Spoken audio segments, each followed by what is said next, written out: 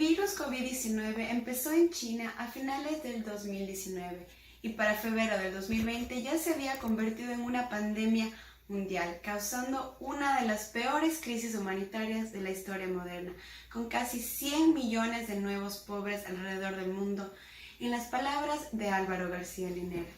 Quisiera empezar mi intervención haciendo un análisis de dos escenarios diferentes, el de Estados Unidos y de Ecuador. Estos dos países tomaron diferentes políticas económicas durante el pico de la pandemia y cómo estas políticas afectaron a los segmentos más pobres de cada una de estas sociedades durante el COVID-19. Después terminaré explicando la importancia de llegar a una nueva normalidad en Sudamérica, llegando a un acuerdo multinacional para unirnos y retomar los sueños de una patria grande que ya se estaban plasmando en UNASUR. El Senado de los Estados Unidos decidió aprobar la Ley de Estímulo Económico para personas que se quedaran sin empleo por la pandemia llamada The CARES Act, firmada por el presidente Trump el 27 de marzo del 2020. El estímulo fue de $600 semanales adicionales al dinero recibido por su seguro de desempleo básico, que oscila entre los $200 a $400 por persona, que ganaban un máximo de $75,000 o menos al año. Hubo otro estímulo aprobado en esta misma ley de $1,200 por persona. Asimismo, se entregó asistencia a pequeñas empresas con menos de 100 empleados, principalmente para cubrir gastos de pagos de salarios.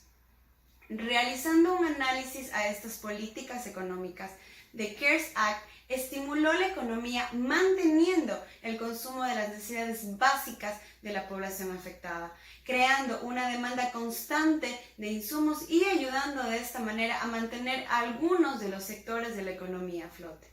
The CARES Act se pudo llevar a cabo porque los Estados Unidos actúa como un bloque de estados que pueden imprimir su propia moneda, se muestran hacia el mundo como una economía fuerte y tienen credibilidad financiera internacional que le ayuda a tener créditos con sus condiciones, además de imponer sus ideologías políticas y económicas alrededor del mundo y ser respetado. Por otro lado, este estímulo económico también ha tenido otro efecto tal vez ya previsto por las élites estadounidenses, y es que gracias al dinero del estímulo, las comunidades más pobres, en su mayoría afroamericanos y latinos, también desproporcionadamente más afectadas por el COVID-19, se han mantenido tranquilas. Y el status quo sigue como una norma. Las masas no ven la necesidad de un cambio estructural sin darse cuenta que el CARES Act es solo una migaja de los millones de millones que la banca, las instituciones financieras y las élites reciben de la Reserva Federal todos los años en forma de rescates bancarios, entrega de préstamos a intereses mínimos e información privilegiada. Por otro lado, en Ecuador, el presidente Lenín Moreno, con su gabinete y con el voto de la Asamblea Nacional, decidió también crear una ley humanitaria, pero realmente fue una ley deshumanitaria, la cual no entregó ningún estímulo económico a la población más necesitada. Pero al contrario, legalizó el despido intempestivo, indiscriminado y sin utilidades de los trabajadores. Autorizó el contrato por horas y la disminución de la jornada laboral, derechos laborales ganados con el trabajo arduo de uniones de trabajadores y por el gobierno de Rafael Correa, que para aclarar fue el único gobierno que en 10 años en el poder subió el sueldo mínimo en un 108.24%. El Ecuador, siendo un país pequeño, dolarizado y por ende sin poder imprimir su propia moneda y con un gobierno de corte neoliberalista, esclavo de las disposiciones de los Estados Unidos, fue agredido con ferocidad por la pandemia. Esto ha creado un ambiente de desigualdad, caos, incertidumbre y desesperación en gran parte de la sociedad ecuatoriana.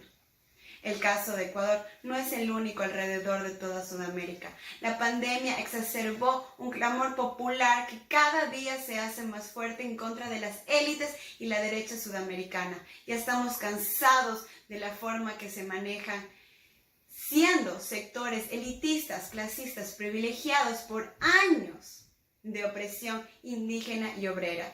Es un clamor de cambio al status quo para crear sociedades más justas, más equitativas, que brinden los mismos derechos básicos a los sectores más pobres de nuestras sociedades.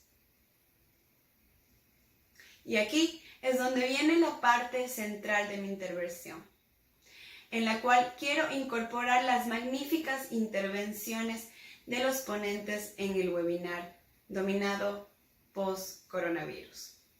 Considero que para llegar a crear sociedades más justas en Sudamérica debemos unirnos y ser un bloque de países los cuales mantengan su independencia, como en el caso de la Unión Europea, pero también tengan un gobierno central que organice a sus miembros. Y esto fue la ideología de la desmantelada UNASUR. UNASUR es nuestra puerta al desarrollo, nos daría la oportunidad de cambiar la balanza de poderes en la región y en el mundo. Podríamos tener el tan anhelado poder de decisión en la arena internacional sobre temas que son importantes para nuestras comunidades. UNASUR debe de estar basado en un Estado social. En las palabras de Álvaro García Linera, una sociedad basada en el sujeto como proceso de construcción, no en el mercado, con una democracia participativa donde sea permitida una mayor participación de la sociedad civil a organizarse en la toma de decisiones públicas. Sudamérica es la región con el coeficiente Gini más alto del mundo. Esto quiere decir que la región tiene mayor desigualdad de ingresos per cápita en el mundo y por esta razón, en especial UNASUR, debería seguir una línea socialista.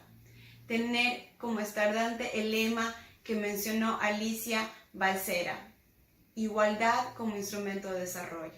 Los países integrantes deberán estar en la obligación de equilibrar la balanza entre el rico y el pobre, garantizando los mismos derechos de salud, educación y vivienda a los sectores más pobres. Y esto se puede crear con un sistema tributario equitativo, en el que más gane, más aporte, redistribuyendo la riqueza a los quintiles más pobres de la sociedad, para que de esta manera podamos romper con círculos de pobreza que pasan de generación a generación. Sería de importancia vital para UNASUR, como lo mencionó Juan Carlos Monedero, crear un sueldo mínimo básico en el que todos los ciudadanos puedan contar para sus necesidades básicas, pero sin dejar de lado la importancia de políticas industriales que mantengan el desarrollo tecnológico y la industrialización, incorporando y dando la importancia a las cooperativas tan beneficiosas para nuestras comunidades rurales, creando leyes que regularicen el extractivismo. Yo quisiera dar una especial atención a la lucha contra la corrupción institucional pública, como crear un gobierno central que trabaje a beneficio de los pueblos y no de unos pocos.